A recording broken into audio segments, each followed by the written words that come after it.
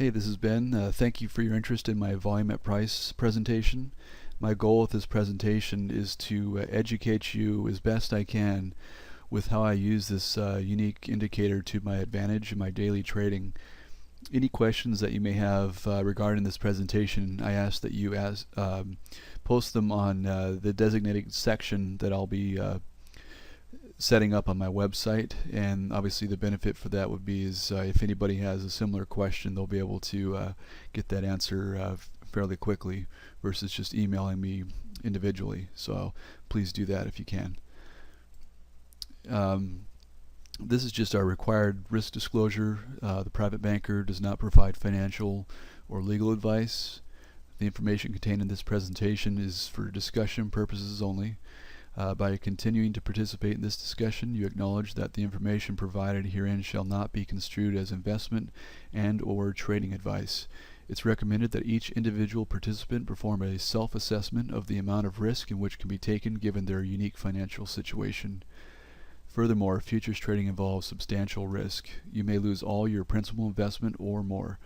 It's important to understand the risks associated with futures trading before doing so. It's also important to understand that any past performance of any type of market or trading analysis does not necessarily guarantee similar future results. Lastly, the information contained within this presentation is proprietary to the private banker and shall not be disseminated without the expressed written consent of the private banker.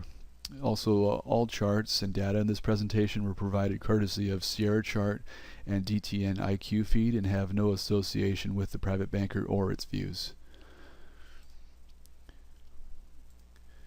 Just a quick piece about myself. My name is Ben, and I've been trading for over 15 years and have experienced multiple market cycles, the major upswings and downswings. Been through the internet bubble, I've been through the credit bubble, and I've seen both the crashes that have occurred with both of those periods of time, and seen human psychology through those times and learned a lot from that experience. I received formal training for my trading, and I worked for several firms on Wall Street, and at one point in time I managed around $1 billion in assets on a fully discretionary basis. I've participated in a wide range of markets, being from the high yield debt market to creating structured notes to executing prepaid forward contracts to futures trading and so on. The term or the handle private banker is simply derived from when I worked for a private bank, and that was the last firm I was with before moving on. Now I'm a self-employed futures trader, and I've developed a unique way of trading with an emphasis on risk management. More related to this presentation, I began using the volume at price indicator several years ago, and this was in an effort to find a more transparent way of viewing the market's underlying order flow. I started the Private Banker website as an educational business, which potentially could expand into other areas such as a potential hedge fund and advisory business for high net worth and institutional investors. This is just a quick overview of what I'll be discussing in the presentation here. So the first section, I'll discuss the basics of the volume at price tool. What is the volume at price indicator? The platforms that offer the indicator, data feeds that work well with it, and some that don't. Setting up your charts. I'll just kind of walk you through how to set your charts up correctly. I'll also go over complementary indicators that you can use with this tool that will be helpful in visualizing the underlying market context. Second section will be a more in-depth perspective, so this is really where we'll get into the meat of the discussion here, and we'll talk about reading and understanding the indicator, just the basic fundamentals of it, identifying order flow types, and that's obviously very crucial in understanding this indicator, using the volume at price tool for your entries, identifying when you're wrong, And then the last piece of this section, I'll provide a video where I'll have commentary as the events are unfolding to help you see everything in real time. During this section, I highly recommend that you pause the video. Reason being is the market that I'll be covering is the S&P or the E-mini contract, and as you know, this market can be slow at times when it's just kind of moving back and forth. So I sped the video up a bit just so, just in an effort to spare time and your attention, obviously. So hopefully that is helpful for you. And then the last piece, I'll just provide a summary of everything. Okay, so section 1, the basics of the volume at price tool. So what is the volume at price indicator? This indicator provides the user a transparent view of the market's auction process. So you're able to see supply and demand in real time. By doing so, you're able to get a feel for the tone of the order flow and the market's context with the way that the orders are going through the market and the volume printing in each area. With this indicator, there are different variations in which you can plot your chart with.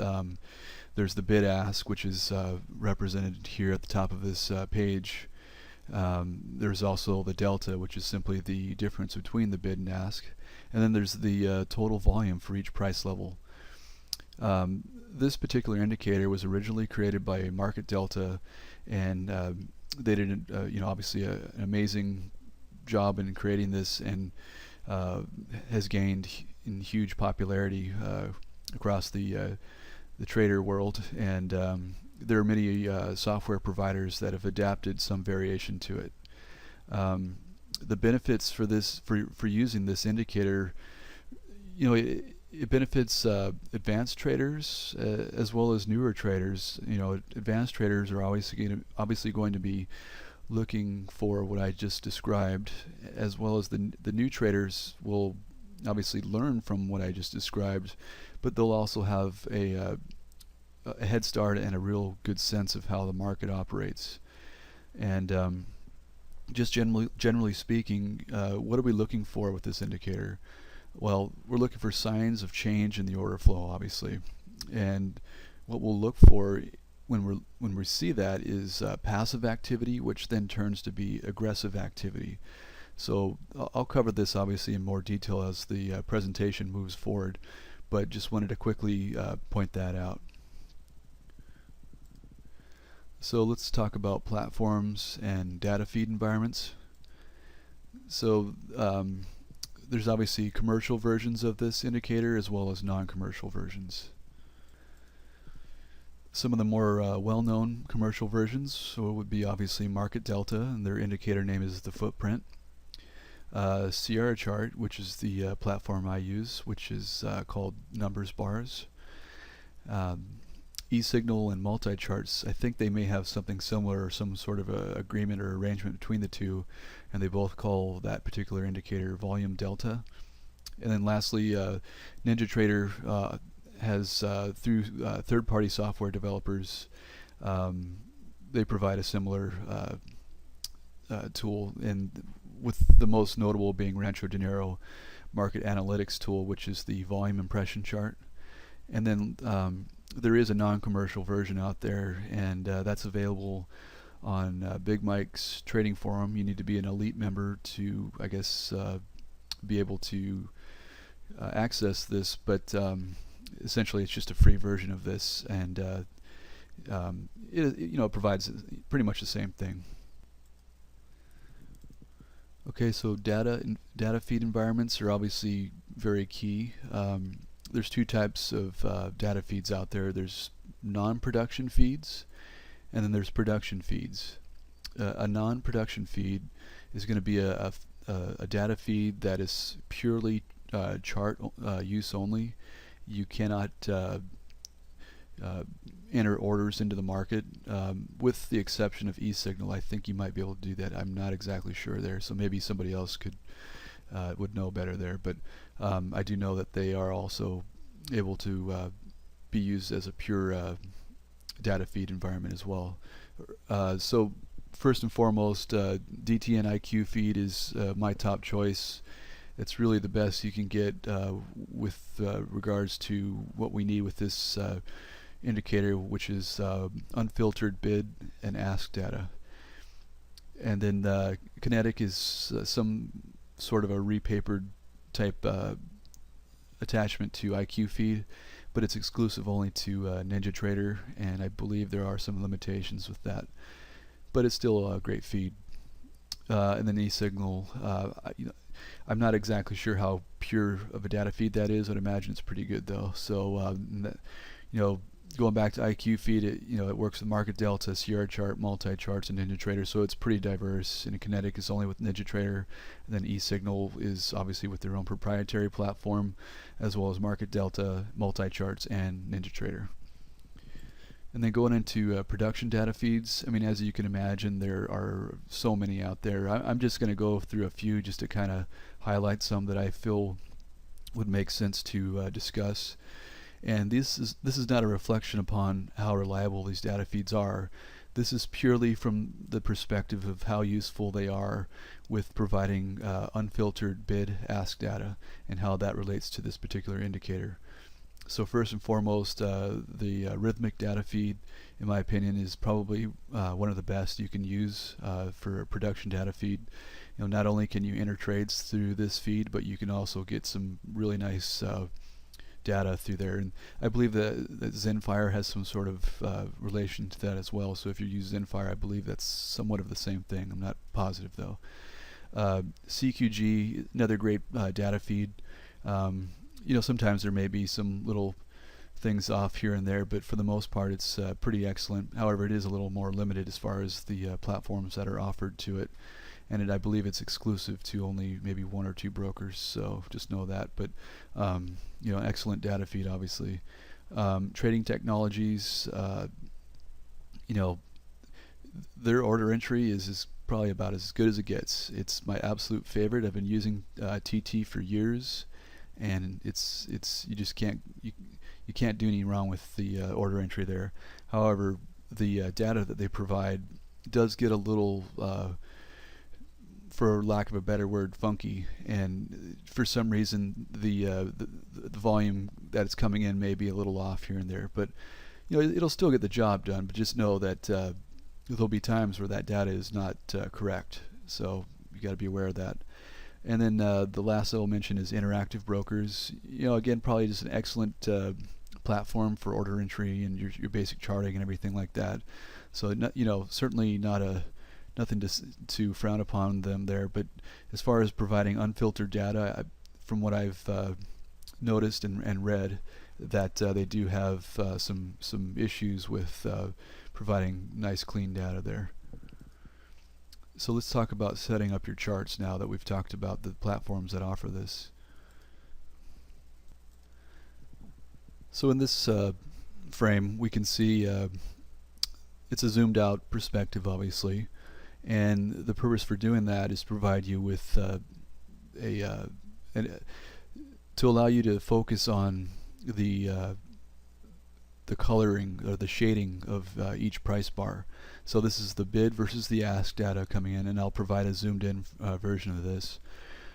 But the shading is shading on the dominant side, or what I mean by that is the most volume that's printing on the chart. So whether it's on the bid side or on the ask side.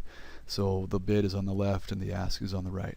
So that's just one way of, or one variation I should say, of setting your chart up. Okay, so this is just more of a zoomed in version. This obviously is crude oil, and again, what we're seeing here is the dark shading areas are areas where the volume is dominating the other side. So you can see that how volume kind of piled up here. This was a previous resistance area, and you can see how the market reacted to that. So when you go in and set your charts up, it'll probably be, it won't look like this obviously. It'll be probably further spread out, or wider or whatever. And what you need to do is once you have your chart populated, you need to click on the lower time scale of your chart to bring the bars closer together, or if you want to bring them apart, you obviously need to click and drag the other direction. And same goes for the height of the bars. Sometimes they'll get really squished together, or other times they'll be spread out so far it just doesn't, you can't see the whole bar. So you just need to click on this the price level and drag that up and down until you get to the level that you like. These bars here, same concept of a zoomed out perspective, and this is just the delta plotting on each price level here and within each bar. And what that is simply is the difference between the volume printing at the bid versus the volume printing at the ask. And this is a more zoomed in perspective of that. So again, market ran up to potential resistance area here, and you can see how the delta was very positive up here, but for some reason the market could not trade higher. So I'll talk more about that later, but it's definitely something, a key thing to be looking for with this particular tool. And this is just the total volume printing on each price bar. So at each level, obviously the volumes are the bid volume plus the ask volume, and just added together, and that gives you your total. And these bars, red is just simply a down close, and the grays are simply an up close, just like a regular candlestick. And this is again just a zoomed in version. So here we are again, the same thing. Volume is piling up at this key resistance area, and the market could not trade higher and went the other direction. So I'll talk more about that later though. And then there's another thing you can do with each price bar, in that you can make them in the form or change them into the form of volume profiles. And as you can see here, if you're a market profile trader, I mean, it's pretty clear how this can help you with your trading. And it just allows you to see the high and low volume distributions that are occurring within each bar. So very helpful there. And this is a zoomed in version of that. So again, you can really see how the auction is moving back and forth, and how you can use these distributions as some sort of context as the move is continuing to auction. And then there's minimum filters that you can apply to the volume that's coming in within each bar. So for example, let's say you want to see the volume that prints greater than, say, 3,200 contracts. You want to have that to be within bold, and it's just it's just another visual aid for you in watching these bars as they continue to auction. And then lastly, there's the bid versus the ask that can be plotted on your depth of market price ladder. And it just, again, just a visual aid to see the volume as it's stacking up throughout the day, and looking at the distributions that are occurring. So let's talk about chart period settings. Alright, so what we have here is a chart of the crude oil market, and the period setting of this particular chart is a 16 range bar chart. And the reason why we want to have these larger settings is because we want to be able to see the volume collecting at these key price levels. So we need to be able to gain a clear perspective of what the volume is doing and why, and where it's collecting on these key swing levels. So for example, right down here, the market was selling off, and then you see that there was some kind of two-way trade occurring now in this particular bar, and then the market trades lower, and then there was more buying here, and the market came right back up, and buyers were able to lift the offer out of that area. And we did make one pullback here, and you can see again that there's a large cluster of volume at the low of this bar, and I'll explain this further later, but this is the type of thing you want to see. And this is contrary to this. So what's wrong with this picture? I mean, this is the exact same thing we just looked at, but there's clearly something's not making sense here.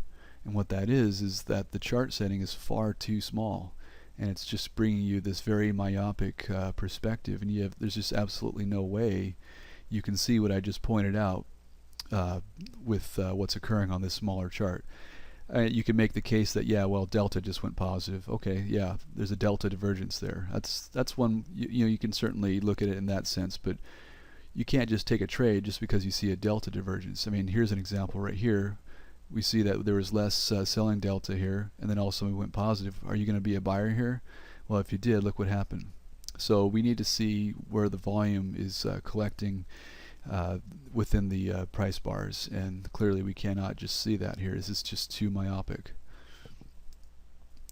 Here's another example of the E-mini S&P 500 with a 6-tick reversal chart. Same thing, I mean, the market opens gap up here, and we see just kind of a mixed tape here, and then the market runs up to this key resistance area, and there's this huge cluster of volume that came in at the high here, and then the market traded down, and then we eventually see this continued sell-off, and then the market came down at this low, and we see another large distribution of volume at the bottom of this bar. What does that tell you? Well, it's probably short covering, or targets being met, or even buyers coming into the market. You just got to keep that in mind.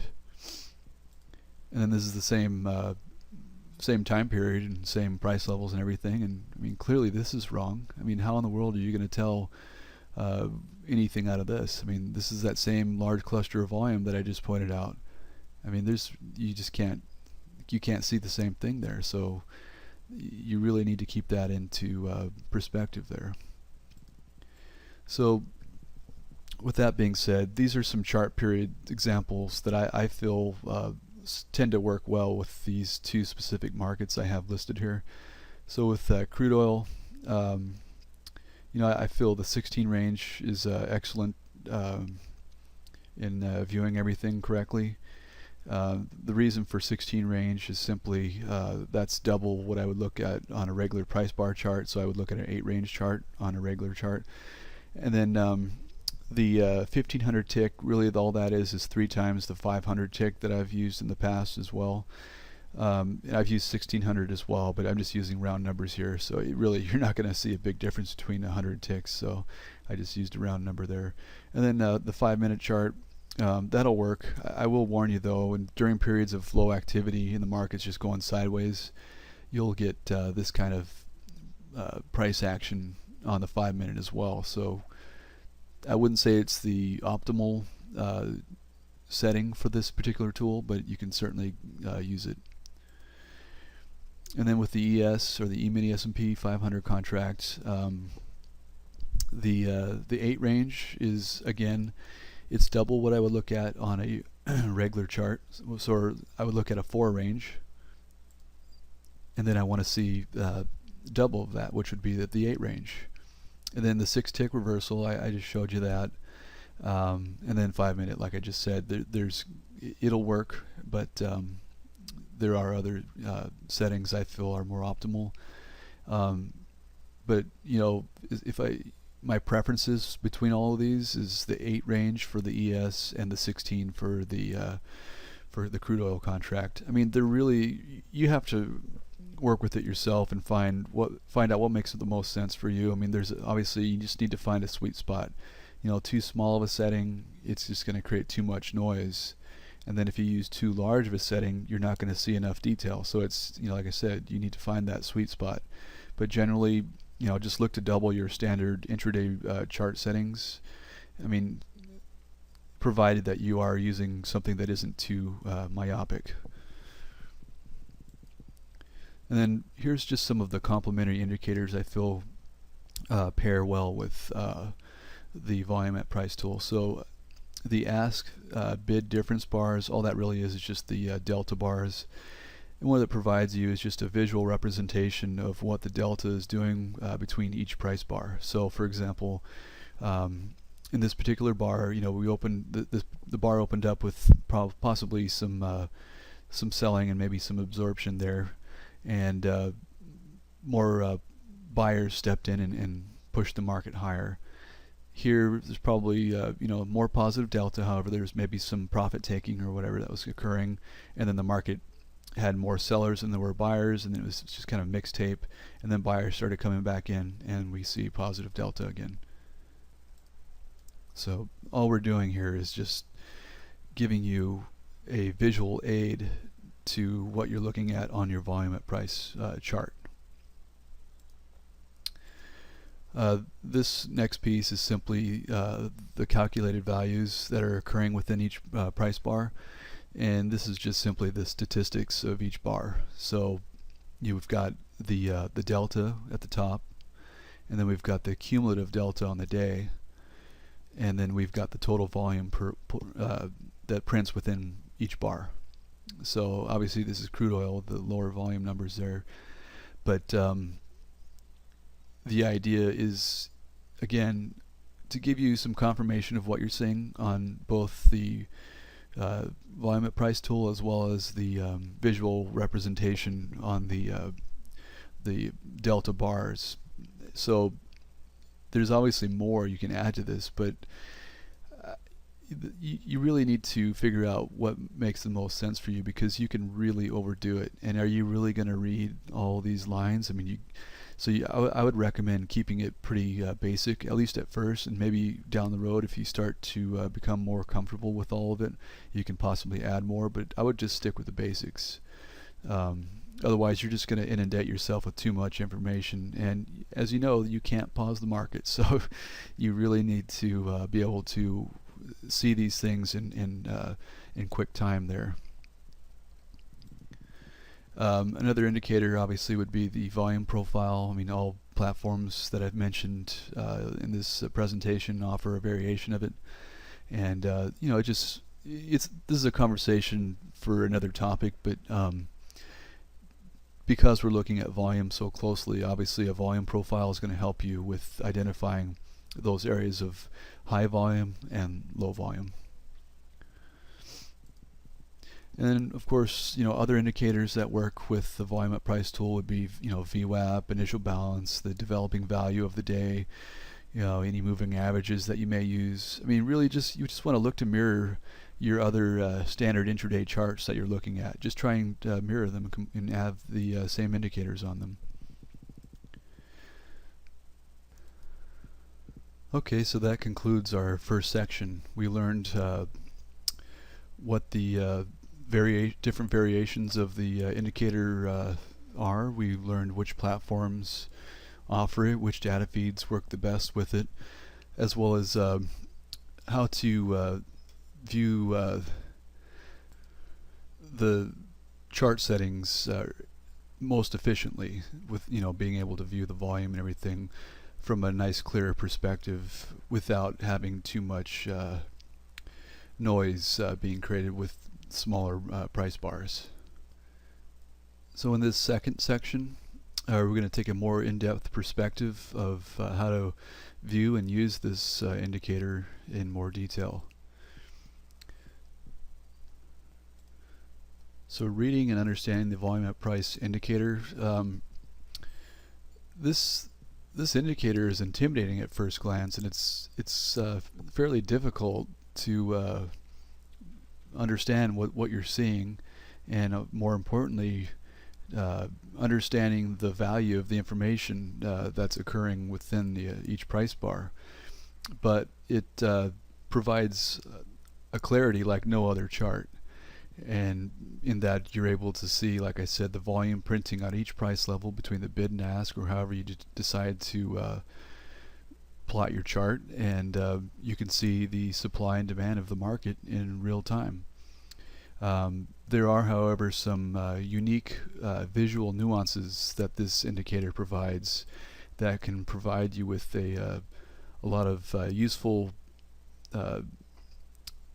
edge. I guess it would be a useful edge is probably the best way to describe that, and I'll discuss those in detail here. So what we're looking at here is just your basic price bar. We've got an open and a close, just like any other price bar chart would, our high and low. And what we're seeing here is the volume printing on the bid, and the volume printing on the ask, and this is the highest volume level of this particular bar. The volume is the higher volume is being shaded on each side of the market, and you can see how it was just kind of a mixed tape here, and then buyers were able to lift the offer higher.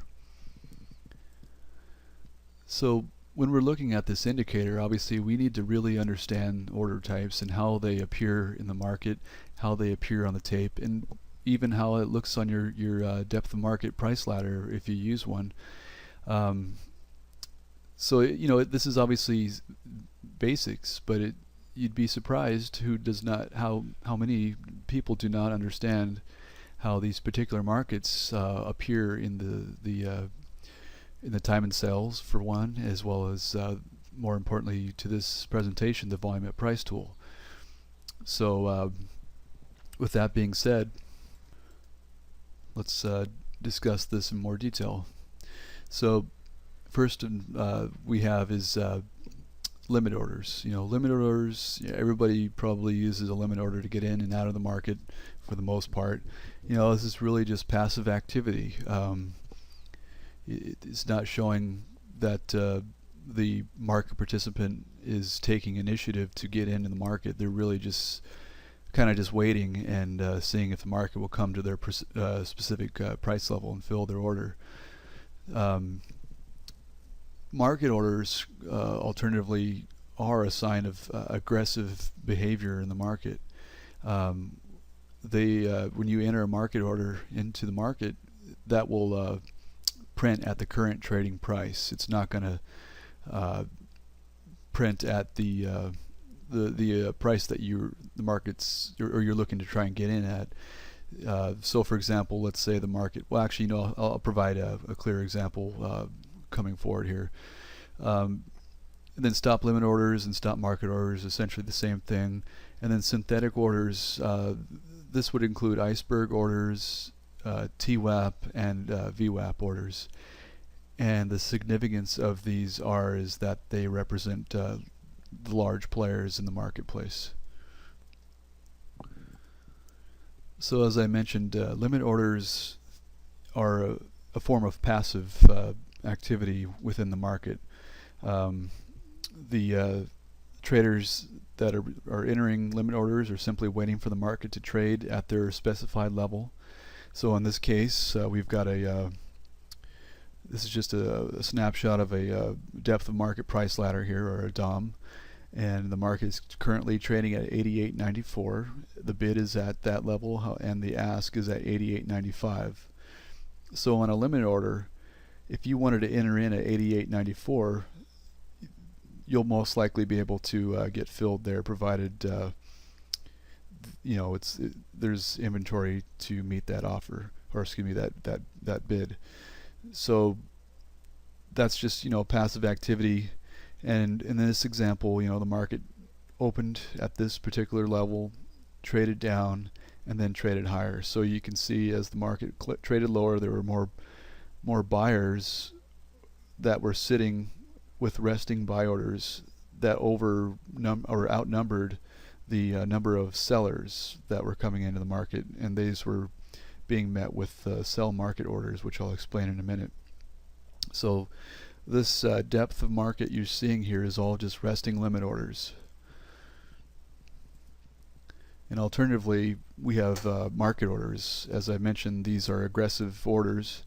Again, here's our depth of market price ladder, and the market's currently trading at 66 3/4 with an offer up at 67 even.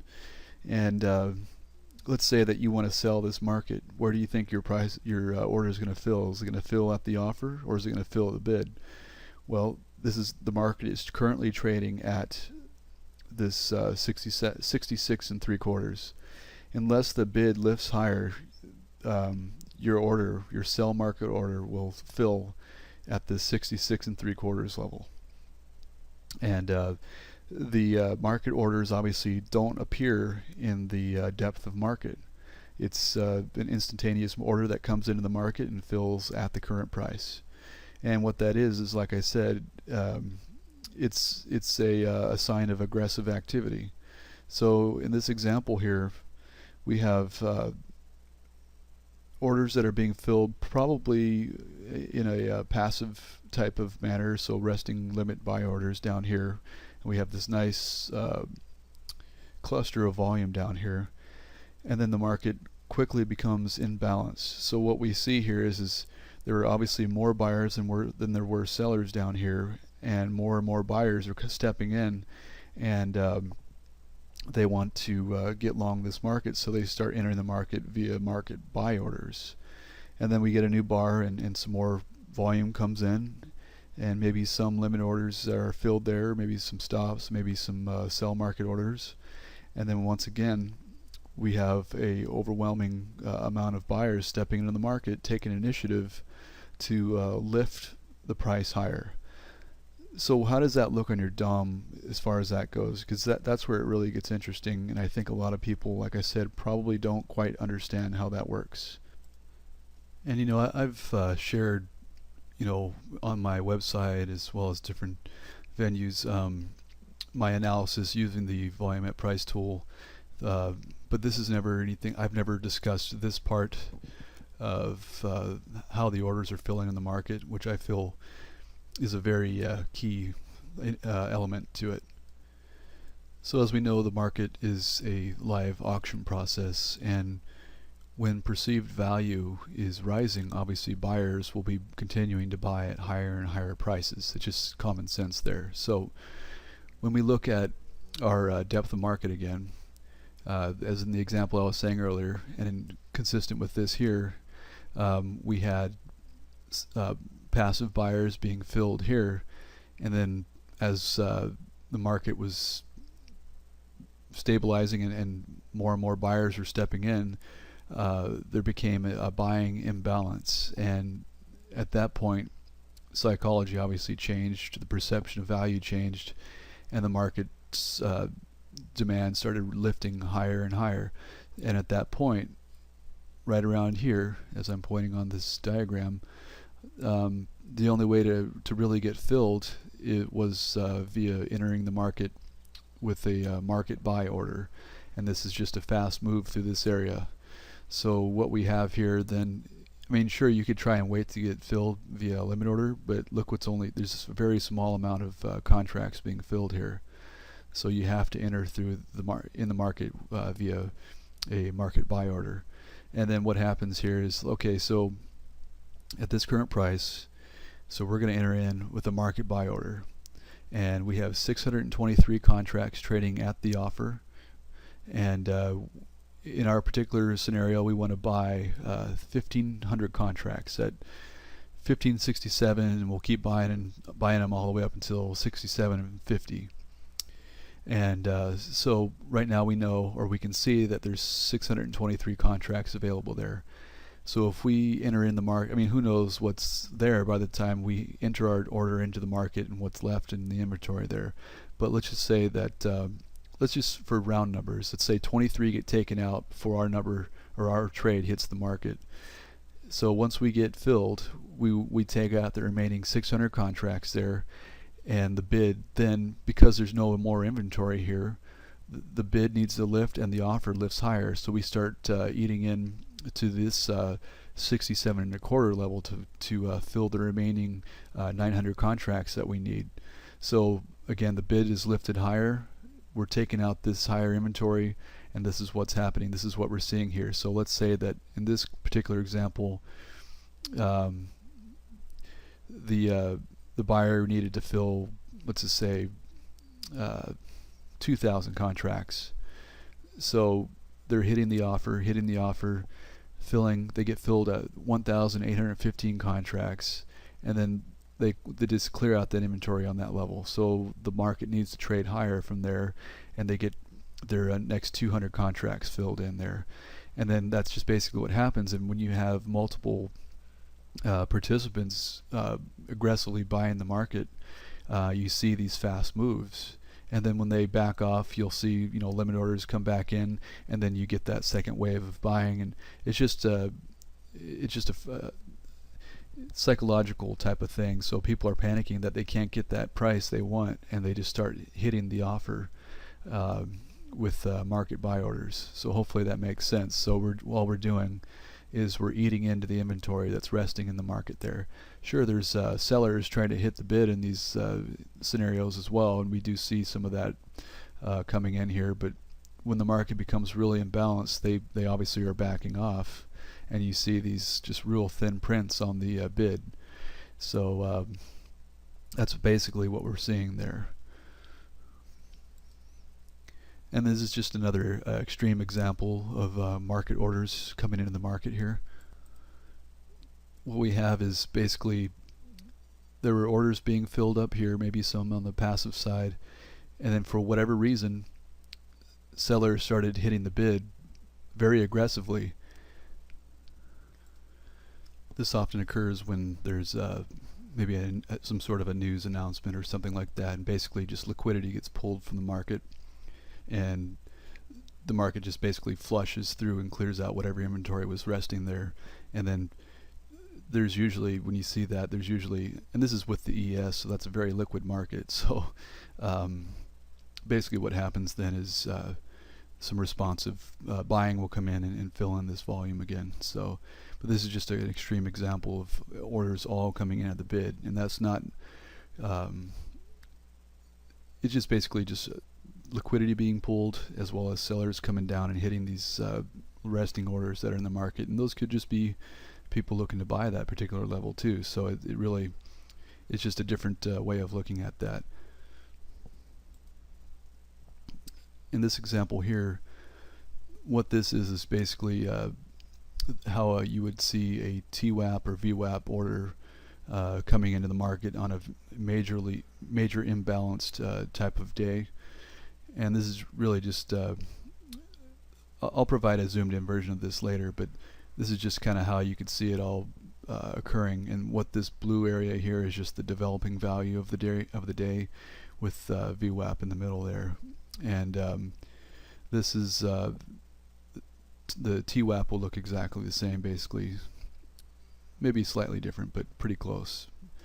But anyway, so what you'll see here is that there's a lot of buying absorption that came in down here, more buying here and here, as well as some buying here. So what you're seeing is at this level, these algorithms were able to execute their buying at, or actually better, and then at VWAP and TWAP, and then the market became completely imbalanced with way more buyers than there were sellers, and every time from that point on the market touched the top of value, immediate buying came in. So there was buying absorption, and then they would get aggressive and lift the offer higher. Every time you come back, buying absorption, lift the offer, buying absorption, lift the offer, and then finally buyers are exhausted up here, and sellers start to finally come back in, and two-way trade returns to the market. But the progression here is, like I said, you're beating VWAP there, and then we're right at VWAP there, and then the market's just completely imbalanced at that point. Delta is very positive, and every time it touches perceived value, whether it's just the top of value, that's how imbalanced the market is. Buyers are immediately stepping in because that's the best execution they can get for that particular scenario. So they're stepping in big time and continuing to buy what's perceived value. And then, like I said, buying exhausts and the market just comes back into balance there. And not to say that these are short trades coming in the market, it's really just liquidation and whatnot coming in. So using the volume at price tool to identify entries. This is, now that we've talked about the different order types, we need to be able to recognize them in real time to understand the order flow and determine whether or not our trade location makes sense. So regarding trade location, I mean, first and foremost, this is just an indicator. This is not a trading method. You shouldn't be deriving trades simply off of what you see occurring on the volume at price indicator. And the reason is simply that there's areas of congestion will make it look like there's something going on there, and it's really just noise. So you just gotta know that and recognize that. And I highly recommend having predetermined trade locations and using this tool as your confirmation for that. So with that being said, we want to see key elements that occur at those predetermined trade locations. So the first thing we want to see is a change in order flow. So what do I mean by that? Well, we want to see passive activity, absorbing all the opposing orders that are coming to that particular level. So kind of like what I just referenced in the other slide, we want to see either passive buyers, or let's just say in this case, let's say there's a passive seller at a particular high, and or perceived area of resistance, and maybe we want to get short there. So what we want to see is either you take your trade right away or you wait to see this, but you want to see passive activity where the sellers are absorbing all the buyers at that particular level. So they're taking out that inventory and basically just stopping price in its place. And then once that occurs and all the inventory is taken out, we want to see a quick response to that, meaning we want to see aggressive activity stepping in, where since we're going short, we want to see sellers taking the initiative to push the market quickly away from our entry area. And what I mean by that is what I just referenced. We want to see market orders hitting the bid, pushing price lower quickly. Not only is this continued sellers stepping into the market, it's also potential people that are long and caught in this particular situation, and they're flattening their trades, or their stops are being hit, or what have you. So this is what we want to see. We want to see a stopping volume, and then quickly price changing into the direction of our trade, and opposing order flow, meaning sellers taking the initiative to push price lower by hitting the bid. So this is just a scenario that I'm going to use, and I'll provide several scenarios here. But what I'm doing is I'll provide you with more of a top-down type analysis of finding a trade location and using different tools to identify that location, and then bringing in the volume at price tool to confirm either you've taken the trade already or you wait for confirmation on the tool and take it from there. So with that being said, I just want to make clear that this isn't telling you how to trade or anything. I'm just using this as an example because this is how I trade, and I'm trying to just give you a clear sense of how I utilize this tool to that advantage. So we had an open in this particular session within the previous session's balance area, and the market traded down to this previous point of control and found support there, or in that area. And the market then found buyers there, and they took initiative to lift the offer quickly up and out of there, and continue to buy this market all the way up. And this was actually our most recent high that we have in the market. And there's a lot of volume that got let out at this high level here. And once that occurred, the market finally came back into balance for this particular day, and two-way trade returned to the market. And the market then came up and tested the value area high of this particular day, and a short trade based on all that information made sense with a target to the other side of value. And I'll show this with other indicators as well, just to kind of give you a better sense of what I'm referring to. So this is the same scenario, and we're looking at a Globex session of the VWAP indicator. So again, the market opened within the previous session's balance. In addition to that, it was trading within its overnight session's balance and within its value area. And then once the market opened, we immediately came down and tested this 1.5 to 2 standard deviation level area. So that paired well with the point of control that I just pointed out. So that's a great trade location, because the market just went from being balanced and in value outside of that into a key reference area, and then quickly moved right back up into value, and in fact became imbalanced on the buy side. As we can see, the market rejected value all the way back up there. And then once all that volume came into the market, it was just a two-way trade, clearly came back in, and the market was right back into the day's value. And then it ran up outside of value again and to this 1.5 standard deviation level. And those that keep track of where some of my trade locations occur, when the market's in balance, this 1.5 level is usually a great place to fade that move, and then have it look back, just basically a return to the median there. So from imbalance to balance, imbalance back to balance, basically. And then this is what it looked like on the daily bar chart. So the previous session had a very strong move up higher, closed at the top of that bar. The next session opened basically at the same area close, and just kind of tested a little bit into that range, and it quickly moved right back out and continued to rally higher.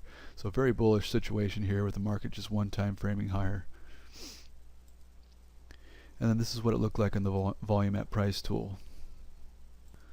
So this is obviously a zoomed out perspective, and I'll provide you with a zoomed in one as well.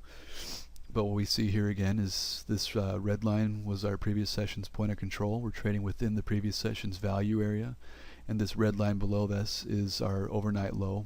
So that's a good reference point for you. And then we see that there was some buying absorption. This is the open bar here. Again, I'll show a zoomed in version of this, but here's our open, just a kind of a mixed tape, and then we traded down to that key area, and there was buying support that came in. Delta went positive, and buyers took the initiative to lift the offer quickly out of there, and then the market just continued to trade higher. And then this was our high volume bar here, and the market came back into balance, and then came up to this this high, basically stopped right at this high volume cluster area, and that was our value area high.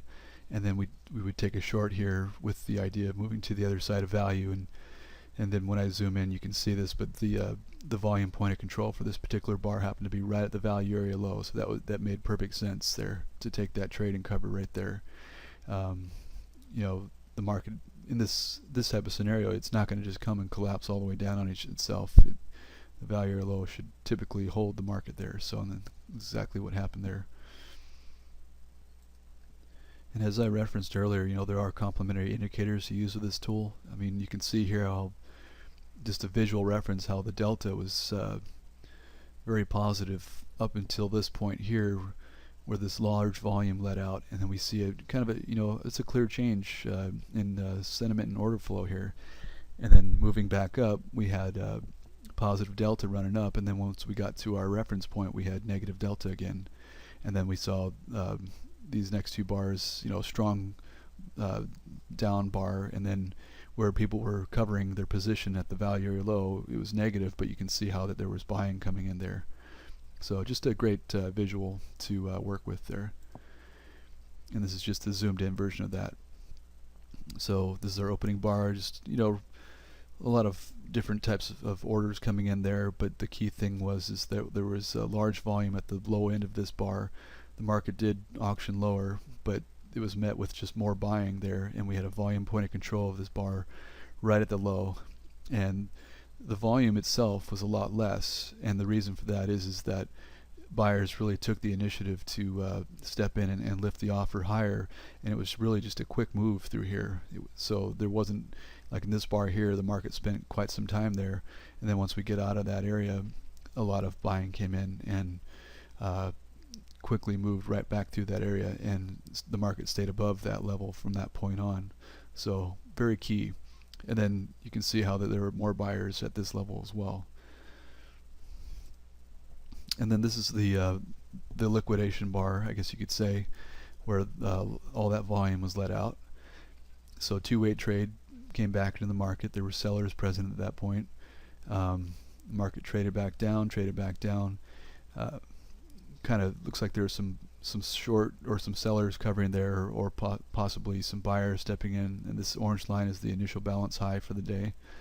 And buyers stepped in, and it was really just a battle, just real thick volume here, and came a little bit imbalanced here, but then we finally got up to our key reference area here, and we can clearly see that there was a major imbalance on the offer at these higher prices. So what that tells me is simply those that were long the market and didn't get out here, and the market started going against them, and then it started coming right back up, they got out there. So basically just more liquidation there, which helps with your trade, so the market goes back and tests the value on the other side of the market.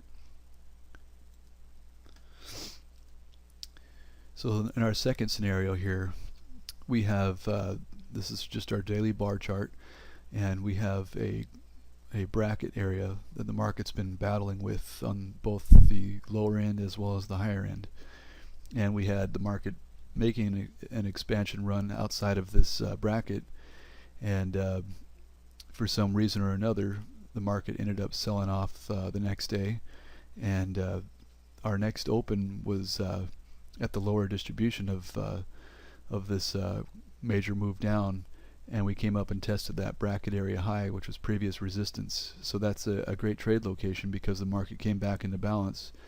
The idea then is rejection at this level with the destination going to this level down here. So this is our trade location from a bigger picture, and we just need to find that now in a more micro perspective. And again, this is not a way to tell you how to trade or anything, but this is simply a explanation of how I use this and bring in the volume at price tool. So some other elements that were confluent with our resistance area was the monthly VWAP as well as the previous month's value area high close level. The weekly VWAP was right there as well. And then this is what it looked like on the volume at price tool. So really in this situation is there's a few things that occurred that were very helpful with the trade location. So the market opened down here, and it was really just sideways action, and then for one reason or another the auction quickly lifted up out of there. So we had in this case an incomplete auction at the low of this bar, and buyers stepped in, and we finally started seeing some imbalance. There were some sellers starting to step in, and just kind of a mixed tape at that point. It was a battle, and the market just was able to continue to move higher though. And then we leave another massive incomplete auction at the low of this bar, and then we finally get up to our target area, or our area that we want to take a trade, and we see here massive absorption. So what that is passive sellers absorbing all the inventory up here. So not only that, it's people that were long from here are targeting this area as well. So it's kind of a combination of the two, but essentially all the inventory that was up here got cleaned out on the buy side anyway, and sellers overtook the buyers, and it was a bit of a struggle in the middle of this bar, but the volume point of control was fairly at the high of the bar, and then selling finally came in, and volume just kind of got thin below this cluster area, and then we traded back into this previous session's value area, and the market opened up here and traded to the top of this value, and there was more absorbing sellers here, and then they really hit the bid, and the market traded lower from there. So that's kind of what you see, or what you want to see, as far as either you're in the trade already, or you're waiting to see this first, and then you join into the market from there. And if you miss that, obviously this would be another great place.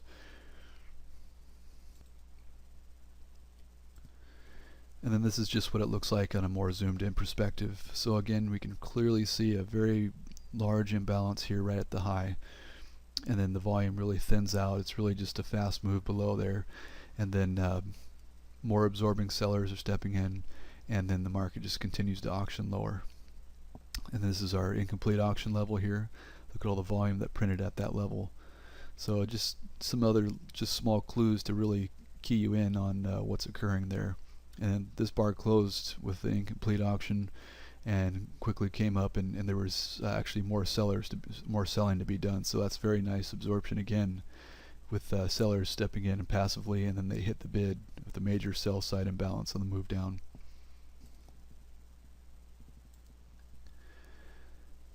Okay, in this third example, this was kind of what I was referring to a few slides back with watching the algorithmic orders firing off into the market. And when the market's so imbalanced, every time price touches the top of that perceived value, buyers step in and they'll fill as many orders as they can here, but once the market trades away, they have to enter into the market via market buy orders. Again here, again here. I didn't circle that, but that was definitely a clear area as well. And again here, and then these are all market orders, just major imbalance, and it slows down, but we touch value again, and they start buying it again. Touch value again, they start buying it again, and then finally we get this like flush-like move, kind of what I referred to earlier with just a major imbalance in the market, and just takes out all that inventory. The market did continue to trade higher, but you can see that changed the tone of the remaining of the day. It was just major imbalance there, so just something to really keep an eye on here, and I'll show you some zoomed in versions of this. So again, as the market came down to the top of value, all these buy orders are firing off, absorbing all the inventory at these levels, and this is still, very imbalanced, and the market can't even trade back into value.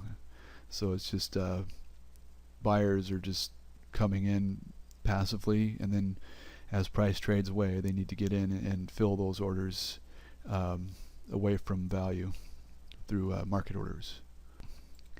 And as I was saying with the algorithms, is it's based on an average price, and obviously this is our average price, this level here. However, when the market is so imbalanced, the best execution you can get is the top of value.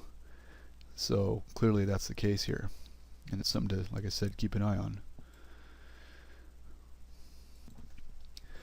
So there was a few terms I may have mentioned in this presentation that you may not be completely familiar with, and really what those are volume at price indicator nuances. So they're unique to this particular indicator. And the first one, and I did mention this just recently, was an incomplete auction. And what that is basically each price bar represents obviously an auction taking place, and one side of the market, as the market moves back or forth, should exhaust itself. So for example, the top of a price bar should have volume printing at the offer but nothing at the bid, and vice versa. The low of the bar should be volume at the bid but nothing at the offer. Basically that means is the market exhausted itself at both of those extremes, and I'll show you visual examples of that as well. Another nuance is the volume points of control that form within each price bar, and really all that is just showing you the most traded price within that particular bar, and that can really give you a good sense of the underlying sentiment of the market just based on the location of where this particular level ends up forming. And it also actually will help you with in the preceding bars after that, how price reacts to that level can be another clear indication of what's occurring. And then the last thing is low volume areas. Usually these low volume areas are basically knee-jerk reactions to maybe some news that occurs, and I did show something like that to an extent earlier. But basically the market just becomes dislocated on a temporary basis and quickly moves to one particular area, and then comes back in to where that fast move moved through to fill in those remaining orders that wanted to transact there. So I'll show you examples of this and how it could benefit you in your trade management. So incomplete auctions. As I explained, this represents an area where the market did not exhaust itself. The market will often revisit these levels to see if there's still business to be done there. This is very similar to the market profile concept of a poor high or a poor low. Basically the market did not exhaust itself at that level and did not establish any sort of excess there. However, there are some exceptions to this, and it really just depends on where it occurs. So sometimes you see an incomplete auction, just like a poor high or a poor low, that could represent a key reversal area. So that's very important to be aware of that. And then during times of chaos or low liquidity, or some news being let out or something like that, you just say like the Fed FOMC announcement or something, you'll see the market trade very fast through all these different areas, and these are just algorithms just putting random orders in the market and whatnot. So it'll leave the incomplete auctions behind on those types of scenarios, and you need to obviously take that into context as well if you try to trade against that. Okay, so here's an example of an incomplete auction. So we see the market starting to trade down, trade down, trade down. The bar opens at this level here, trades down. Actually, what probably happened here was the market opened here, traded up, and there was an auction in place here, and it did not exhaust itself. So there's 535 printing on the bid versus 2,373 on the offer. So there was business to be done there. The market did not exhaust itself, and it continued basically just to trade right back lower. So whoever was having trades go off here was waiting to see if the market would come back there and look to continue with what they were doing. So by pointing this out, this brings up an interesting idea here. So let's say you see this happening, the market's trading down and it's trading down, and it's this particular area is an area of interest for you, and you want to establish a long position here. Well, you see that there's an incomplete auction here. This gives you a great heads up. So let's say you're getting long here, and the market finally comes back up. Maybe you get one scale out, and we're continuing on. It respects this high volume cluster. Only 52 contracts could trade down to that area at that point, so that means just no more interest there. And the market comes up and cleans up that level there, and you can see that there was 7,232 contracts that traded there versus 4,561 at the bid. So clearly there was a lot more business to be done there, and it was just a good heads up for you in buying this low here, that the market's going to come up and clean that up. And sure enough, it did. But again, you shouldn't take a trade just because of what I'm showing you here. There needs to be another reason. This needs to be some sort of a key support area if you want to buy this, and and manage your position from there. So nice buying absorption here, and then buyers took the initiative to lift the offer by submitting market buy orders, and then more volume came in, filled in this low volume area, and continued to auction higher here, cleared up that incomplete auction.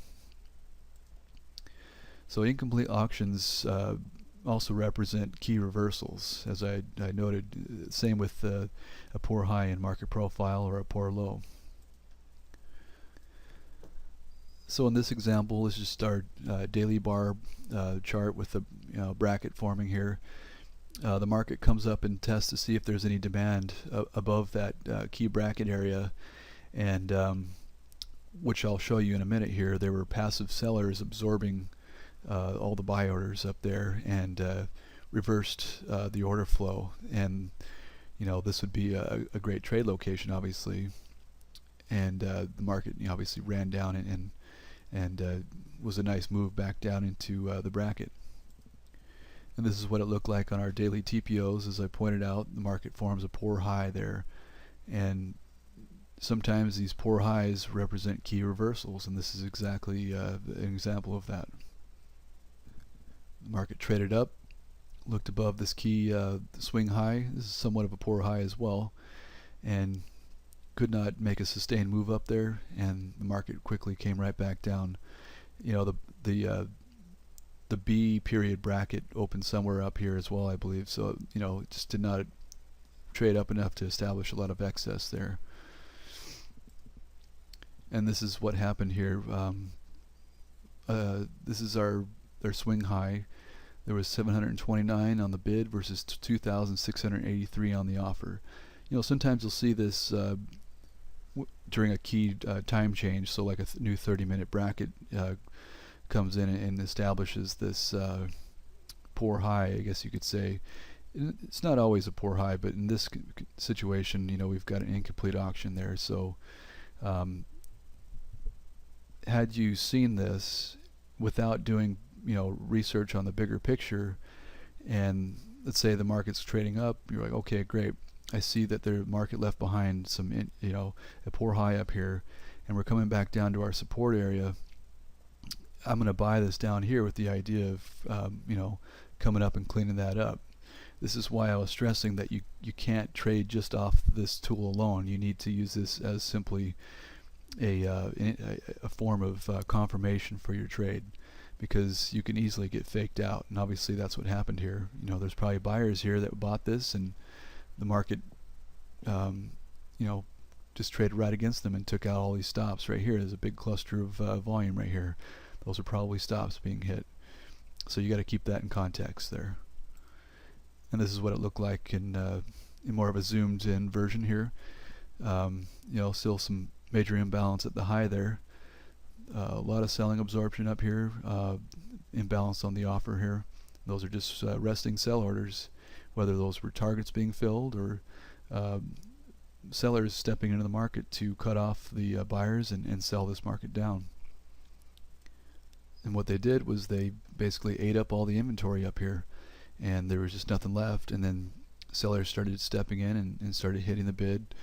This large volume cluster here was a bit of a battle, obviously, but then the market, once it broke below that level, the volume really got thin, and we got this fast move with a major sell side imbalance. I mean, look at the difference between the volume printing at the bid versus the ask. So these are just aggressive sellers here, putting market orders into the market, selling this market down. And then this level here, just a lot of volume as well, but it's just kind of a battle. And I just pointed that area out where buyers probably thought, oh, I'm going to buy the recent swing low here with the idea of cleaning this up. But there was still an imbalance on the sell side at the top of this bar, and it just could not trade any higher. And then sellers stepped in again and took the initiative to push the market lower. So with that being said, you have to be very careful with how you approach those incomplete auctions. There needs to be a reason for taking a trade beyond what you're just seeing on the footprint or the volume at price tool. So the next nuance is low volume areas. These can occur, as I had mentioned, from a news reaction, just kind of a knee-jerk reaction, maybe algorithms stepping in and pushing the market one way or another. A key example would be when crude oil gets their inventory number, it's just chaos that steps into the market. Same goes for natural gas. When the natural gas report comes out, it's just algorithms are hitting the market like crazy and just causing sporadic moves all over the place. And that also means that there's periods of low liquidity. If you watch the depth of the market, you'll see that before a news announcement, the depth really thins out, and this is what happens is you'll see these fast moves occur, and the reason for that is that the market's trying to find liquidity. So this is really just a temporary dislocation in the market that occurs, and once two-way trade comes back in, you'll see the market often return to those areas and fill in the volume. And this can be very helpful for you as far as if you're looking to establish a position and scale out. You'll know based on what you're seeing here that the market will come back and fill in those areas. So if your target to scale out of your position is in those areas, the likelihood of being having your targets hit is very high, obviously. But again, this depends on the day type and scenario and trade location, of course.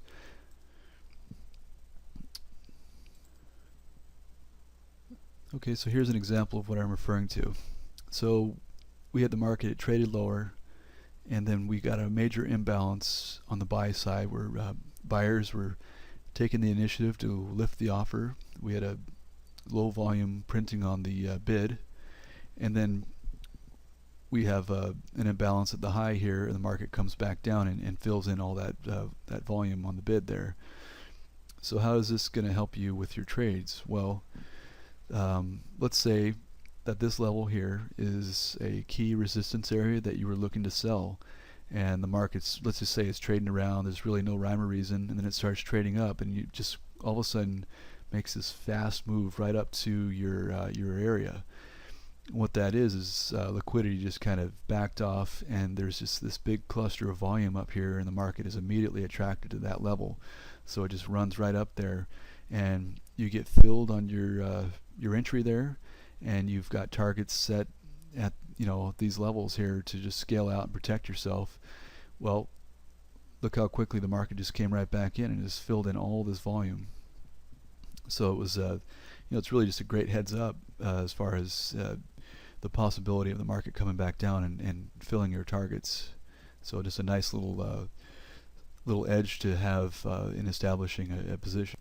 But again, I can't stress this enough, the trade location needs to be from a predetermined area, not just because you see a low volume spike higher. You need to see this needs to be something important on a bigger picture where there will be major participation at that level. So very important. And the next nuance that I'll discuss is the volume points of control. This just represents the highest volume level within each price bar. The location in which these form, as I mentioned, can give you clues as to what the underlying sentiment and order flow is with the market. So basically this is the highest level of volume taking place within this price bar, and where that ends up being can give you a good clue as to what's happening there.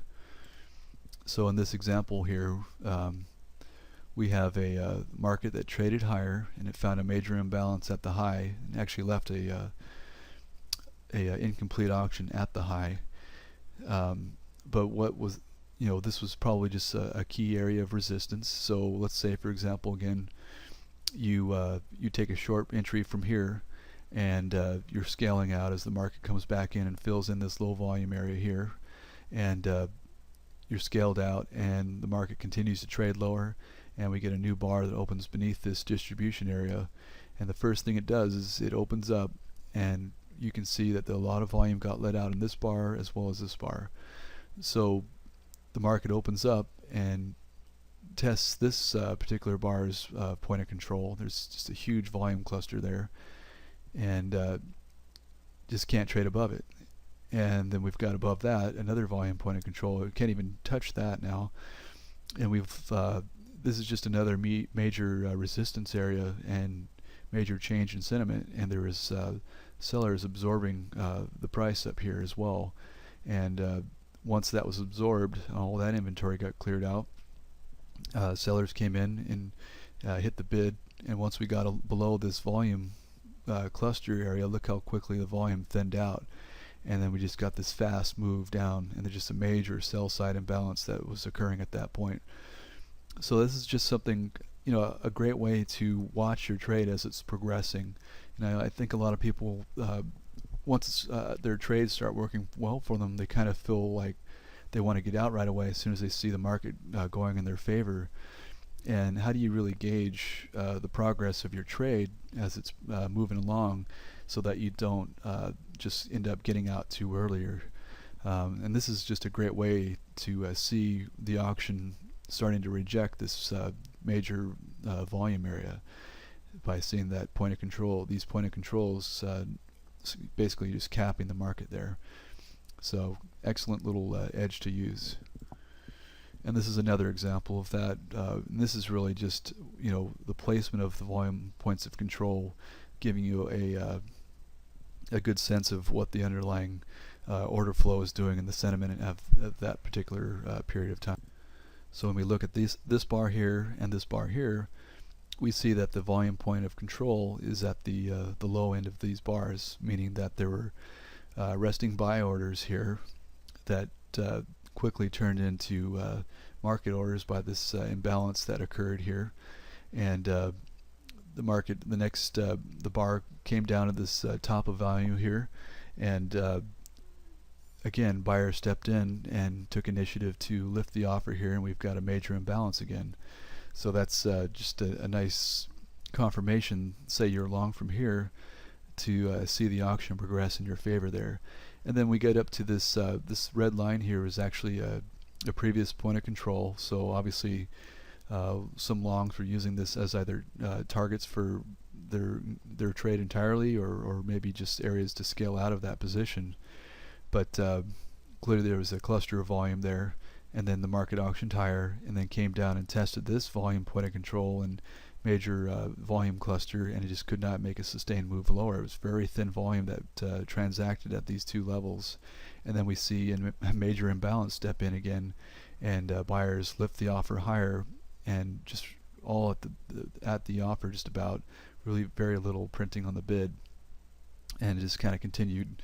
And then finally buyers became exhausted and sellers started to step in here, and some selling came in, and the market broke below this distribution area here, came up and tested this volume point of control. There was actually two at the same level there, and only 100 contracts could trade there, and the market ended up trading lower. And then here we are back to this volume cluster area, and we've got a volume point of control at the low of this bar, and the market auctions higher from there and blows through this area. So this is just, like I said, supply and demand unfolding in real time. Clear view of the market's auction process. You're seeing inside of each bar, and just an excellent way to view the order flow here. Okay, so now that we've discussed some various nuances that are unique to this indicator and how we can use those to our advantage,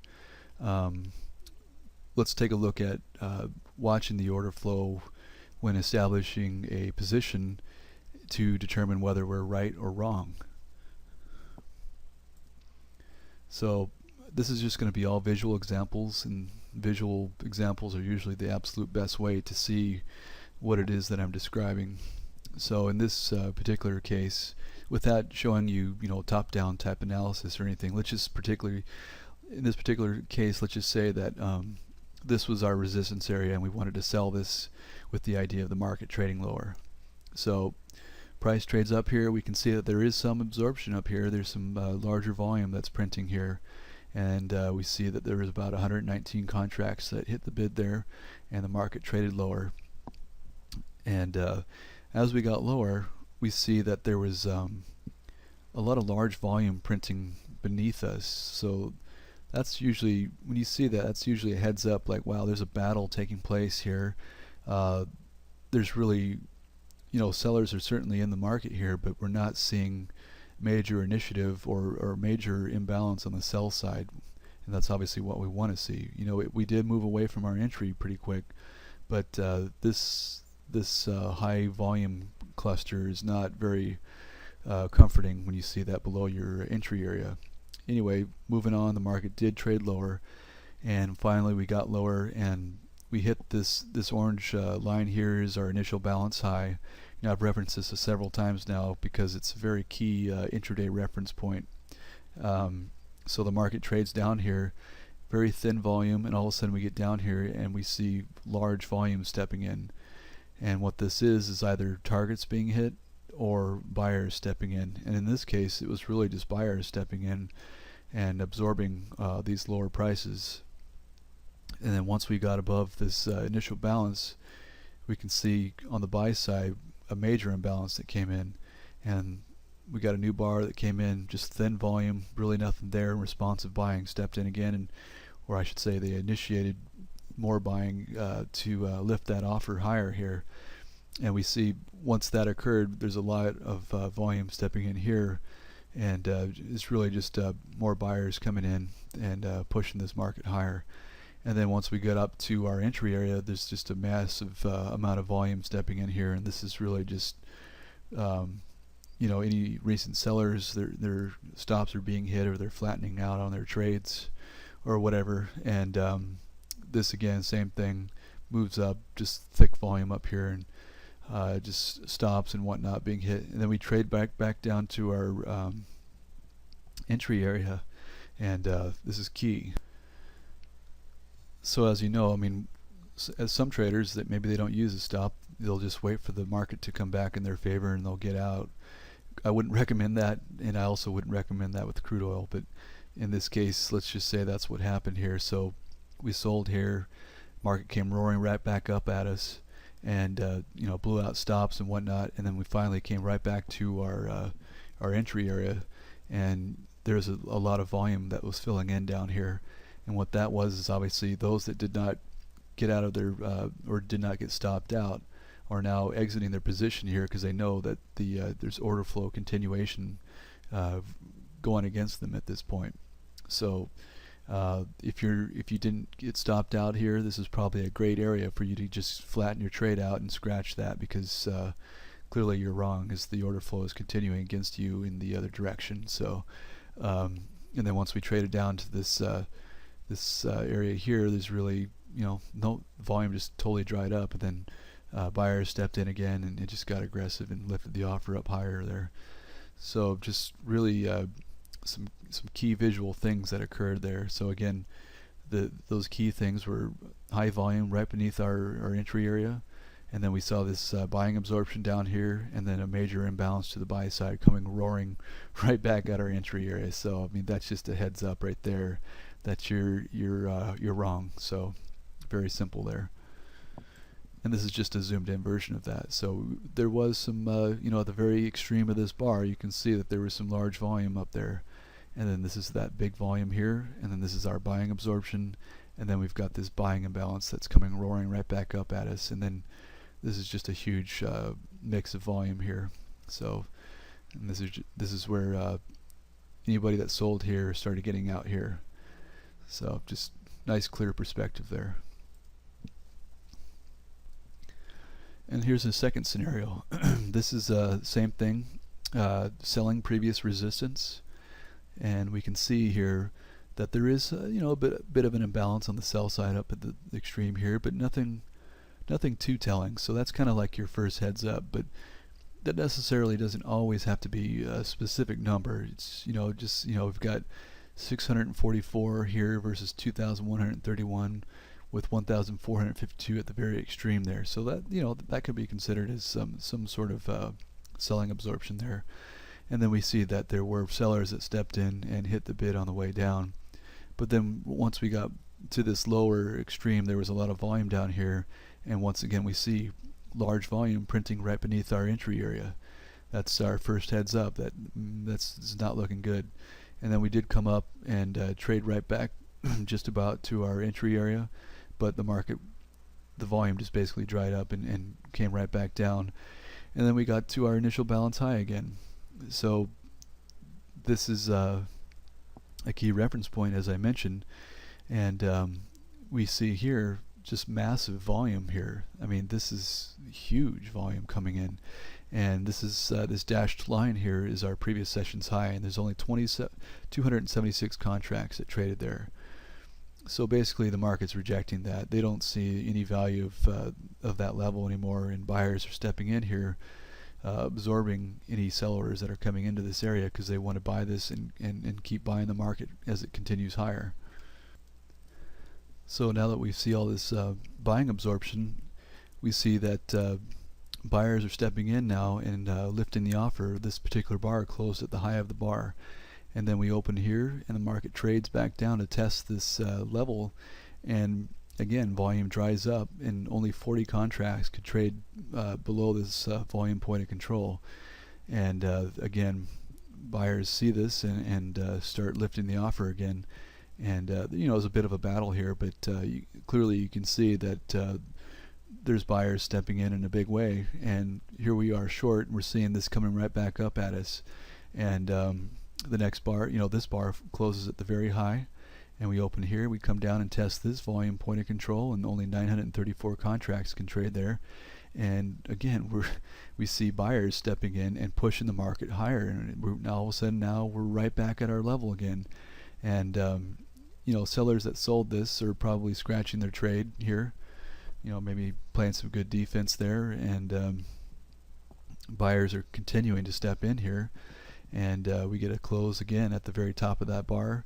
And on this bar here, there's just even more buying coming in, and we've got 9,000 at the bottom of this bar here, with 4,900 at the offer, and then the market just continues to move higher. So really, what that was is just more trades, just scratching, and even more buyers stepping in. So it was just a great confirmation that you're wrong when you see this huge volume coming in right where you got in. So Very easy just to see that and fall on your sword and get out of that trade before you end up getting stopped out. And then we move up here, and this is big volume at the high here is probably stops being hit, and this as well. So this is just real easy to see order flow continuation against your trade. Very simple. And this is it zoomed in. So here's our imbalance at the high. We sell this, and sellers hit the bid, get a little bit of an imbalance, but then we get lower to this. There's a lot of volume in this area, and then even more volume comes in, and it's just probably trading back and forth for a while, and it finally moves up, and it can't trade back up there, and then some more sellers come in and step in, and the auction moves lower, and then all this buying absorption steps in here, and then we see this change in sentiment, as I've mentioned, with the volume points of control really giving you a nice heads up as the auction moves right back up to your entry area, and we got large volume stepping in right at our entry area here. These are just trades scratching or whatnot, and more buyers stepping in. So you got to be real careful of that, obviously, and don't be married to your trade at that point. You can see clearly that the volume or the order flow is continuing against your trade. So just get out. It's that simple. So here's our third scenario here.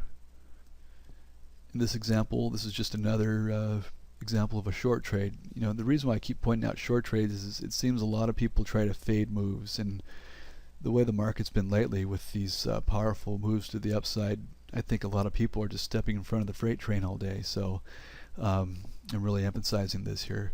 So in this example, this is our previous session's high, and I'll obviously provide a zoomed in version of this, but just massive selling absorption up here, and we had a strong rally, and the market ran up to the second initial balance extension there, and a lot of traders use that as target areas. So a lot of people getting out of their longs there, and that broke the rally, and the market just kind of traded right back down there. So just back into balance and two-way trade coming back into the market. Then the next day, so this is our reference point here, this major selling area. The next day, we see at the open just massive buying coming in, so just a huge buying imbalance with the volume point of control at the low of this bar. And again, I'll show a zoomed in perspective of this, but this huge imbalance here, and comes up, and we just get this big volume up here, and just these are probably stops being hit from here, and just a big inventory being let out. And you say, okay, well, since all these buyers from here on up probably had targets up here to take out these stops, and they're getting out of their trades, I'm going to sell this with the idea of the market trading back into this previous session's range. And here's our previous value area high, here's our close, maybe we want to get that gap fill or something, and this is the previous session's close or point of control there. So that would be kind of your target areas for this short trade. So the market opens up, we clear all that inventory, and we come down to that previous high. And this is our key reference. We want to see the market trade through this and continue to auction lower and take out this low and fill in this quick move here. So we want to see that if we're short. And I'll just go to the next slide so you can see this better in a clearer perspective here. But this is our selling absorption from the previous session. And like I said, this is most likely targets being filled from the longs from earlier in the day, as well as any new shorts being established there. And then our open was right here, and upon opening we see just this major imbalance to the buy side. So the market trades above the previous session's high, and we see all this volume up here, so most likely just stops or whatever being hit. And we do see that there is a imbalance to the sell side here, and somewhat of some absorption, or that's what you think anyway. So you get short somewhere up here with the idea of the market trading back down, as I had pointed out. So we trade down. It's a bit of a battle, a lot of volume coming in here, and finally we do make it down. The bar closes at the low of this particular bar, and we get a new bar that opens up and comes down, and we only get 105 contracts that can trade at the just below the previous session's low, and then there's an imbalance of about 1,000 contracts on the buy side or at the bid here, and then the next step up we have 4,000 or 4,800 contracts versus about 2,900, so still a nice imbalance on the bid there. And then once the market gets above that level, we see the shading here shift to the offer, and what that is buyers hitting the offer with market orders, and the market just makes this move right back up into this high volume area. So you're like, wait a minute, the market just came right back up to my entry area. This doesn't make sense, and then you say, well, context wise, I could see this on a price bar chart too. What's the advantage of using this volume thing? Well, the advantage is that you can see that, first of all, there's a large amount of volume that was transacted here, a large amount of volume that was transacted here, and very thin volume here, and then below this very thin volume. So basically all it is showing you is there's buying absorption, and it's rejecting the previous session's range. And when that rejection happens, the market's going to migrate right back up to where all the volume is transacting. So if you're short and you see that coming right back up at you, clearly you're questioning how good your trade really is. Well, look what happens here. The market comes right back up, and just a major imbalance on the offer here. So buyers are taking the initiative here to buy the market via market order and push the market higher. Not only did that happen, but the bar opened basically right at your entry area, came down and tested this high volume area, or your volume point of control, and really not much could happen. There was no sustained move back below that level. So we had about 1,200 contracts that filled at the bid here, and those are just buy orders waiting to get filled, as well as market orders coming in here. You pretty much have to sit at the exchange to get those filled. But we had this large print, and then all of a sudden we have a low print here, and then we just move quickly right back up. So what that was basically just buyers coming in here again in a fast move. Excuse me, a fast move right up through that area and right to your entry area. So very important to see that evolving. And upon seeing that, it's just best to again just fall on your sword and get out of your position, because clearly the order flow is telling you that it's rejecting the previous session's range. And context wise, that we've got a serious imbalance probably that's gonna occur, and the market's gonna rip higher, which this particular day it did. So getting towards the end of this second section here, I've basically gone through different order types, how they read on the tape and on the volume at price tool, as well as how it enters into the market on your depth of market price ladder, or your DOM, and how these work. What's the tone, or what's the market telling you when you see these orders going through? What kind of behavior does that represent? And just talked about different scenarios as far as using your this information for your entries, as well as protecting yourself when you're wrong.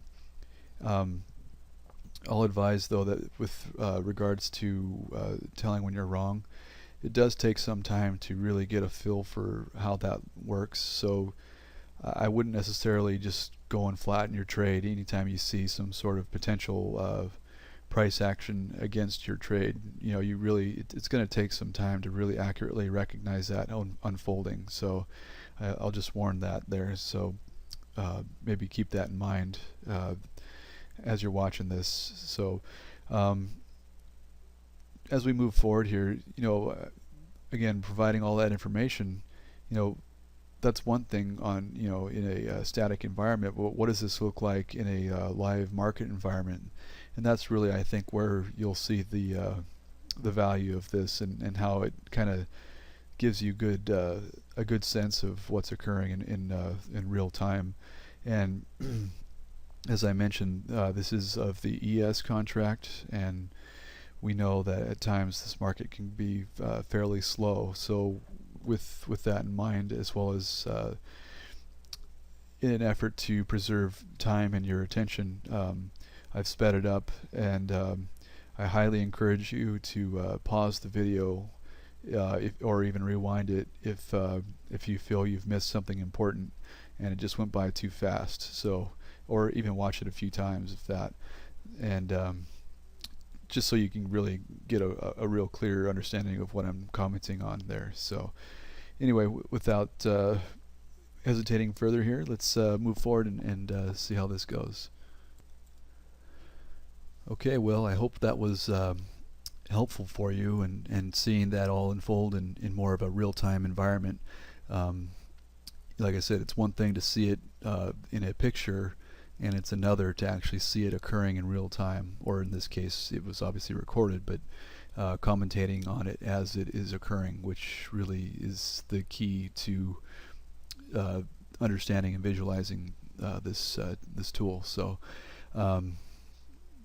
like I said, if you have any questions, feel free to go on to my website, where I've designated there being a questions and answers section, and feel free to ask them there. And just going into our summary here.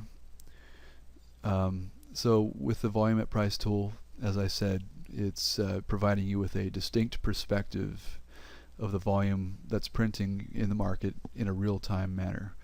It allows you to gauge the tone of the order flow that's entering into the market, and it can be advantageous to your trade management process. So, as I've pointed out in those multiple examples there, in my opinion, this indicator is best used for confirmation versus a reason for a trade. And I pointed that out in the video as well, of just areas of congestion that could provide you with head fakes just because you think you're seeing absorption or something like that. It really needs to be brought into a bigger picture context for any sort of trade ideas. And then, like I said, I'm setting up on my website a designated section for any questions and answers that you have. So with that being said, I hope you learned a lot from all of this, and I think at some point I may do some sort of follow-up to this presentation, or even potentially some sort of a live webinar type environment, or there's a lot of potential things I can do here just to further educate you. But this is really the strong educational basis of what can be done with this.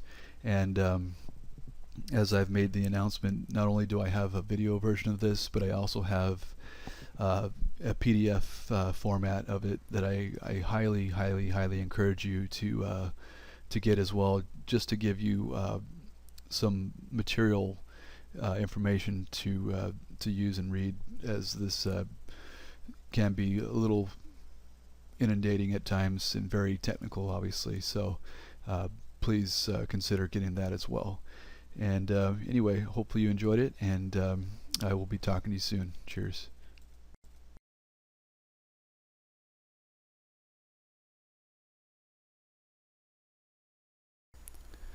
Okay, the market just opened up, and it's shaking itself out.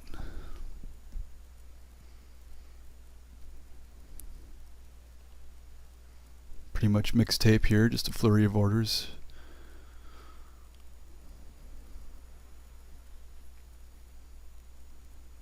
We do have some buying absorption right there. Volume point of control just shifted that point for the day. And now the market's moving up to our predetermined or pre-planned resistance area in our short entry area. Someone just hit the bid with over 4,000 contracts, and now they're absorbing the price as it went right back up there, and now they're hitting the bid. So some very aggressive activity at this high. That's what we want to see. Price moves right away. And then huge selling just stepped in. Poor consumer sentiment number just came out. Yeah, just a flurry of orders going off right here, and the sellers are starting to step in and take initiative to push this market lower. And they're hitting the bid. They're coming down to the previous session low. Potential targets right there, as well as maybe buyers stepping in. Market left behind an incomplete auction at the low of the bar.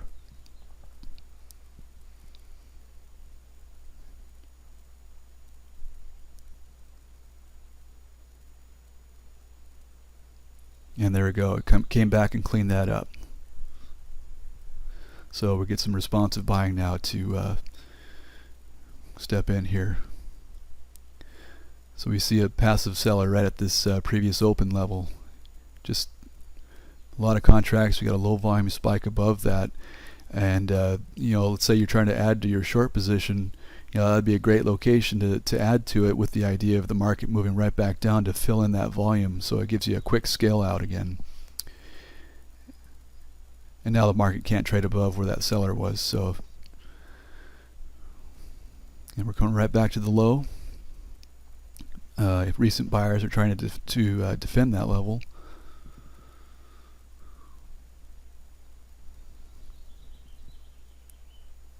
Just a little more buying absorption there, looking to get that offer lifted up and out of there.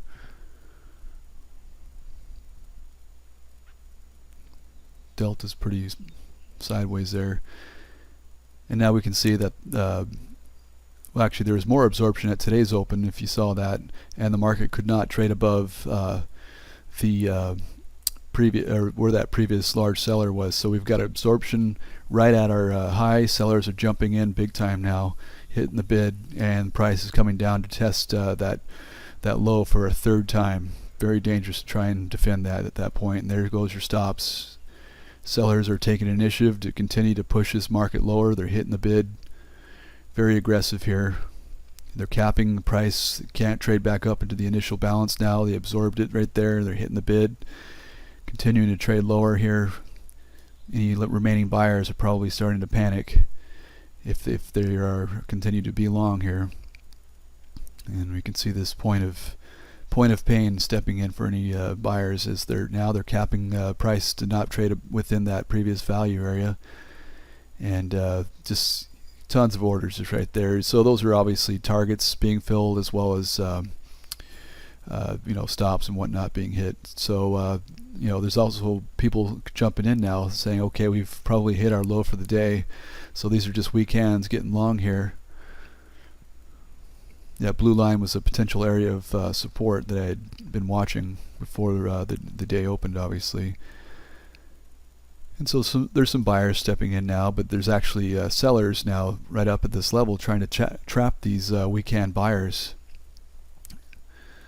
So we're kind of auctioning right back down to those lows. So there's still sellers stepping in here. It's a bit of a two-way price action, but there's definitely sellers trying to make a new low, because they know where these guys' stops are being placed. And there they are. So I just took out a bunch of stops, and that's just a trap. One tick below the previous swing low, that's where they put their stop. And the market came down and took them out, and you see this big large amount of volume at that previous swing low here, or at this swing low, and you would get responsive buying stepping in now.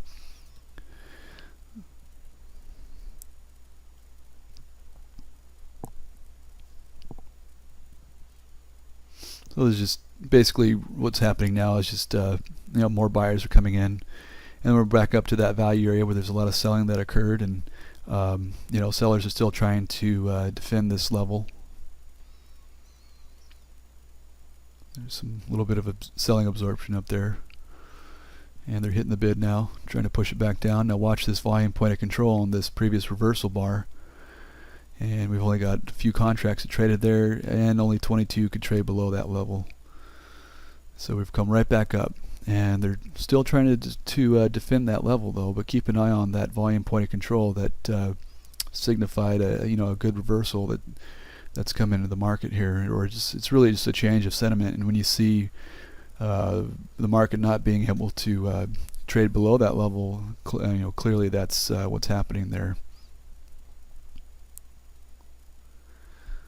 So some sellers not willing to give up here. They're still trying to absorb price and push us back down again. And we're hitting the bid. I'll keep an eye on that level again. So we just couldn't trade below it. And now we got a passive buyer, sitting here, probably an iceberg or something, just bought up all the inventory there. Could not see how the market just cannot trade below there, and now we got responsive buying coming in here again. So this is the third test of that value area low that we're referencing. What happens on the third test? The market usually blows through it.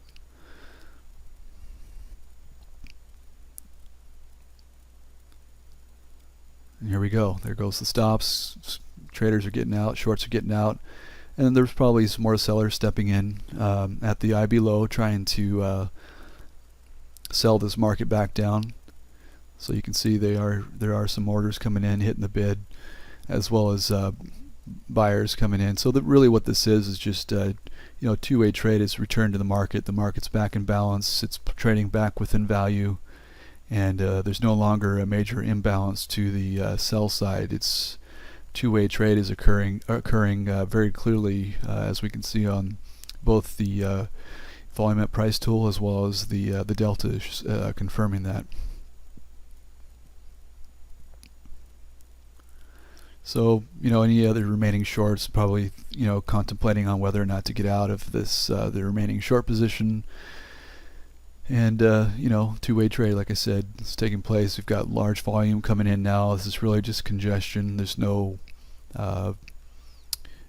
sort of edge or meaningful event occurring here. It's just, again, just shorts covering as well as buyers stepping into the market, and we're trading back within balance and back within value for the developing day. I should clarify that, not for the previous session, obviously.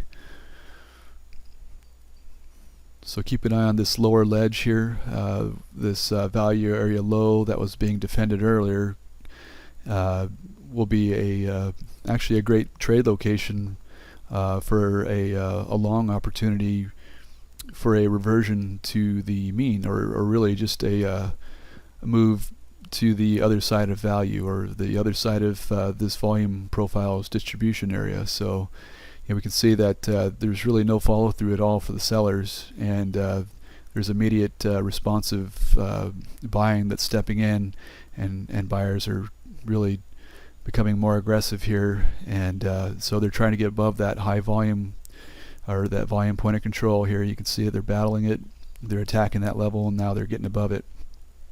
So that really just confirms that sentiment has changed, and buyers are really being aggressive here and lifting the offer higher. So we've moved up to our volume point of control in the day now, and we're at the IB low. So keep an eye on this those two volume points of control we were just referencing here. So one from the previous bar as well as the one before that, and the market broke above that finally. So we don't want to see the market trade below that. So it's some absorption, some buyers are there, and actually some really nice absorption. There's still some sellers buying it or selling into that, but clearly there's buyers that are in control at this point, and they've controlled the situation and are lifting the offer higher now. So we can see they've become very aggressive now. So these are buy market orders lifting the offer. And any shorts that are still short from this move earlier, obviously, are going to be having to cover at this point.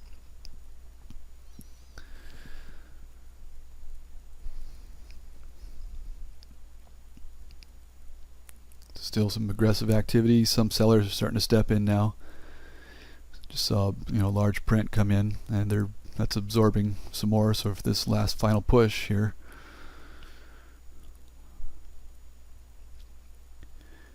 And here we go. This is just a nice flush type move. Targets are being filled as well as we're on the other side of value, and there are sellers starting to step in here to be aggressive on that side and hit the bid and push the market right back down. So it's still a two-way trade, but that's just to the other extreme, obviously. So there's sellers stepping in and pushing the market lower now. So this is great confirmation that the market is now balanced, and it'll just most likely fill in this low volume area that I just circled on the volume profile. So when you see this, there's no edge in trying to trade in this middle of the profile, because we can see clearly now that the market's in a rotational type situation.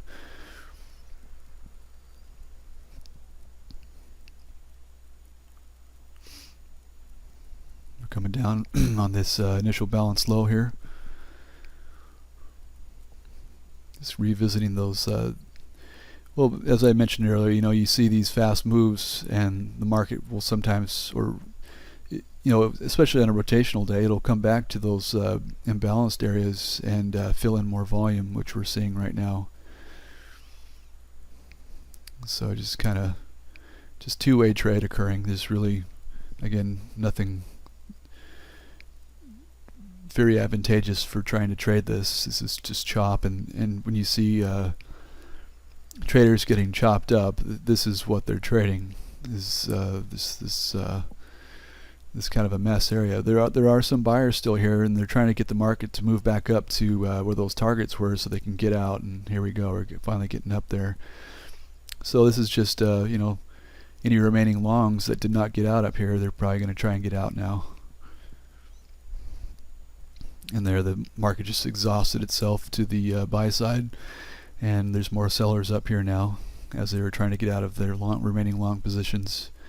And you can see there's really no conviction in the market at this point, and just two-way trade. Like I said, just kind of filling in that volume on the this low usage area on the volume profile.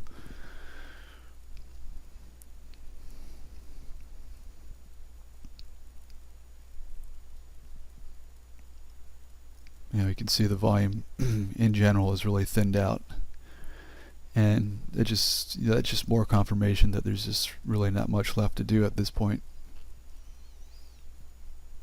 So you've taken advantage of the short opportunity and added to your position, and once we saw the market came back into balance, which was confirmed by volume, we were able to take more of a reversion to the mean type trade, where we originate our trade from one side of value and target the other side, and that's precisely what we've gotten here.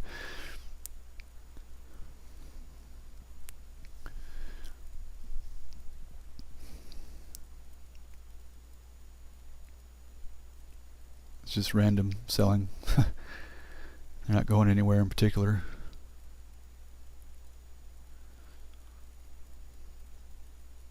If anything, just filling in low volume.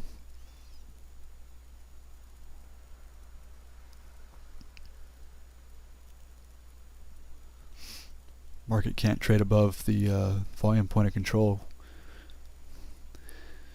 Not that that means anything at this point. It's just really, like I said, they want to fill that volume in first. So hope this video has provided some good clarity, and like I said, be sure to pause in areas that the market moved quickly.